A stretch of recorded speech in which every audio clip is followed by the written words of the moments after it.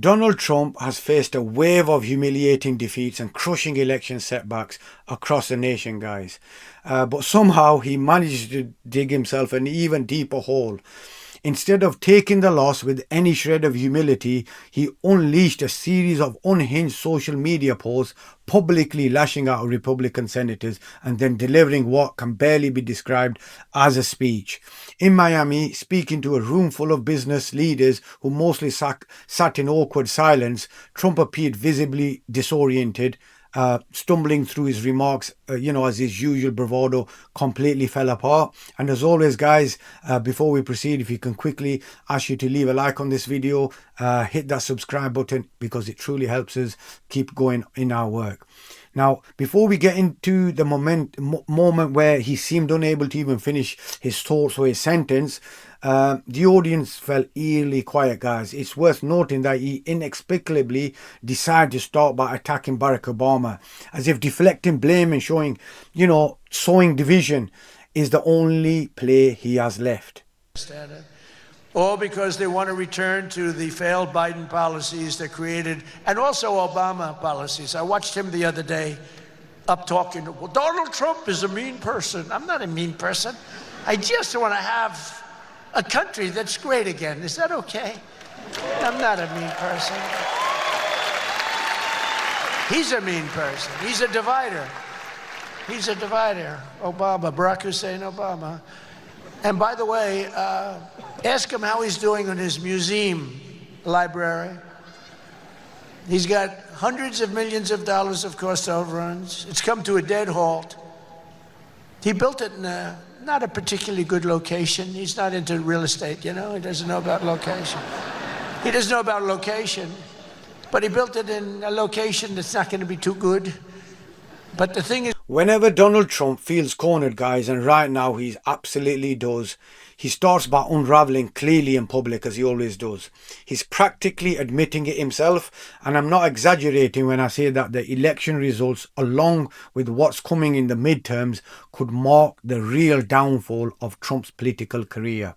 Even Republican allies are nervous. Mike Johnson the other day tried to spin it, warning that Democrats and liberals are supposedly out to destroy Trump's presidency.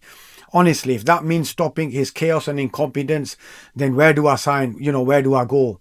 Because I'll be the first one, to go ahead with that. Predictably, though, Trump's response to all his pressure wasn't humility or reflection. It was about lashing out as usual. He immediately turned his frustration towards Barack Obama, the man who clearly still occupies far too much space in Trump's mind and head.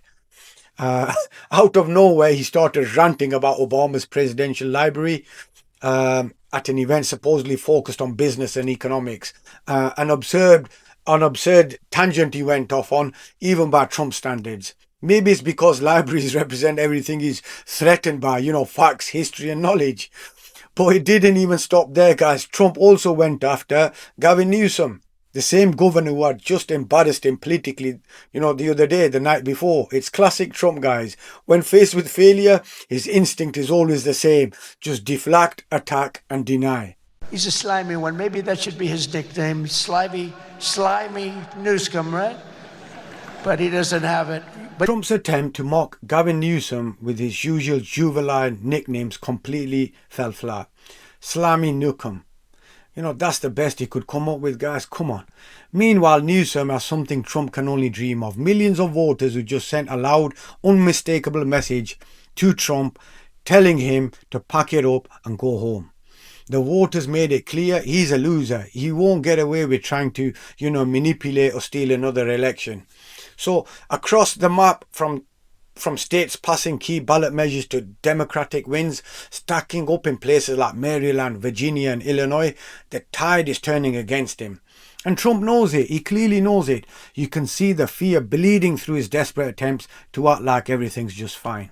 He's peddling nonsense and false bravado to cover up the obvious. And the obvious is that his grip on the political stage is slipping extremely fast. And as we'll get into, when he tried to speak later, even his own words betrayed him. Biggest vote in history.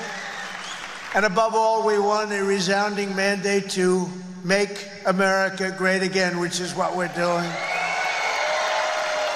And every day since, I've been fighting to turn the promise made into the ultimate promise kept. We're going to do our job. We have a big job to do. We've done really well. I think it's the best 9 months, they say, of any president. And I really believe that if we can have a few more 9 months like this, you'd be very happy. You'd be very satisfied. But it's been pretty incredible, with trillions and trillions of dollars being poured back into our country by other countries and other places and people. 1 year ago, we were the best 9 months ever. According to who exactly? Certainly not anyone with a grasp on reality, of course. Trump's inner circle, Caroline Leavitt, Howard Nutlake, and all the other yes men who spent their days polishing his boots and his ego will happily tell him whatever he wants to hear.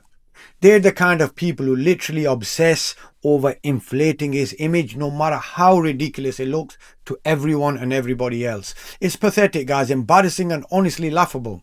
But Trump doesn't care. He keeps pushing these fake numbers and false narratives as if they change, the way the people actually live and think. The truth is impossible to spin, guys. It's obvious. Americans feel the economic strain, unfortunately, and they're angry because Trump has proven time and time again that he's incapable of managing anything competently. And this is all, comes in. The sharp focus is in Miami, where he literally couldn't string together a coherent thought in front of a crowd. So a moment that perfectly exposed the gap between his bluster and the actual reality. Those places. For generations, Miami has been a haven for those fleeing communist tyranny in South Africa. I mean, if you take a look at what's going on in parts of South Africa, look at South Africa, what's going on. Look at South America, what's going on. I'm not going to, we have a G20 meeting in South Africa. South Africa shouldn't even be in the Gs anymore, because what's happened there is bad. I'm not going. I told him I'm not going. I'm not going to represent our country there. It shouldn't be there. Take a look at what's happening in different parts of South America. Take a look at what's happening in different parts of the world. But now it's painfully obvious at this point that Donald Trump is struggling just to read aloud. He fumbled through South America, accidentally saying South Africa, and then doubled down in his most awkward, incomprehensible way imaginable. The whole bit came off like one of those classic Trump, chaotic gaffes, Tim Apple, moment all over again. The room went silent, people clearly concerned and confused, watching a man who is clearly unraveling before their very eyes. This isn't just a stumble, guys. It's a vivid display of cognitive decline. He's angry, lashing out, unable to govern, unable to even manage basic responsibilities. What is left for Trump besides whining, lying and complaining? The answer is absolutely nothing. The cultural narrative as well, guys. These people thought that they were controlling, that they could drag the country to the far right, as well as, that's obviously failed completely. People are rejecting Donald Trump's, rejecting his lies, rejecting the empty theatrics he calls leadership. He's been exposed as a figurehead, nothing more than that, with the real decisions run by others behind the scenes. Even his attempts to attack Joe Biden now only highlight how disconnected and absurd he's become. At this point, it's clear Trump's era of influence is clearly crumbling, and what we're seeing is the unraveling of a man who has always been about chaos, more about chaos than competence. In 9 months, we've lifted over 600,000 Americans off of food stamps, which is a record. 1.9 million more American-born workers are employed today. Think of that. Almost 2 million American-born workers are employed today, more than when I took office. That's 9 months ago. Can you imagine that? And I tell Republicans, if you want to win elections, you got to talk about these facts. It's really easy to win elections when you talk about the facts. What about the literal presidential pardon with his name on it? He signed it, but somehow didn't. He remembers it, but also doesn't. It's coherent, guys. Either he's genuinely forgetting his own actions, which raises real questions about his mental state, or he's secretly using an auto pen to rubber stamp his way through power. Neither opinion inspires any confidence, does it? And of of course, his loyal defenders immediately, scrambled to clean it up. Carolyn Levitt, as usual, just rushed to claim that Trump didn't know the person personally, as if that somehow makes it all that better. The whole thing is just laughable. Trump's mumbling denials, acting confused, and deflecting with nonsense about fast food instead of accountability. I mean, come on, guys, it's a real mess. This is the pattern every time, though. If you look at his pattern, it's always the same. Trump makes a mess, denies reality, and his enablers come to back him up, make every excuse under the sun. It's just weak leadership, plain and simple. And while mainstream media outlets might, just gloss over it, independent media can't and shouldn't, and can't afford to do it. His decline is obvious. His lies are piling up and his act is wearing really thin. The more he tries to spin it, the more cracks show. And no amount of auto pens or stage bravado can hide the truth anymore. How exactly does Donald Trump claim he beat inflation when his own tariffs have sent prices skyrocketing? Can anyone make sense of what he's, talking right now? Because it clearly isn't making sense to anyone in the room, which is why most people just sat there in silence. I mean, they had nothing to say. Sure, he got, a smattering of polite applause from some billionaire backers, of course, as usual, but the reality is clear. No one's buying it anymore. The audience could see the cracks. His cognitive decline is on full display and it's impossible to ignore. Meanwhile, Trump is fully aware that the midterms are around the corner. They could spell the end of his presidency. The losses are already hitting hard, and some Republicans are finally beginning to confront how voters actually see them. For years, they've ignored public perception, but now reality is staring them in the face, right in the eyes, and it isn't pretty for them. That's where we come in.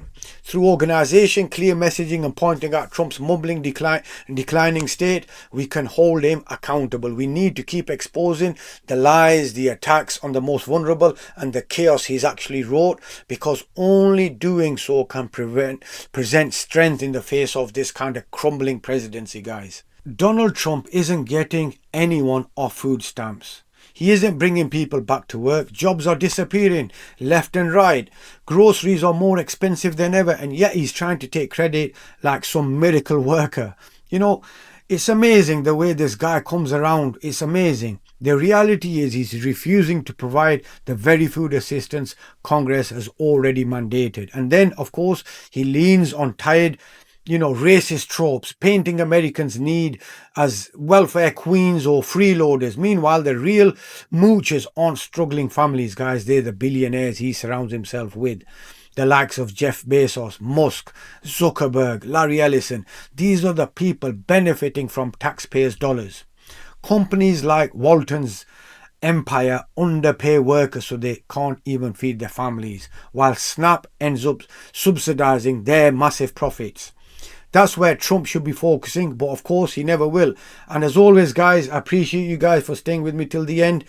Please leave a like, comment and subscribe. Stay connected, stay safe, and I'll see you on the next one.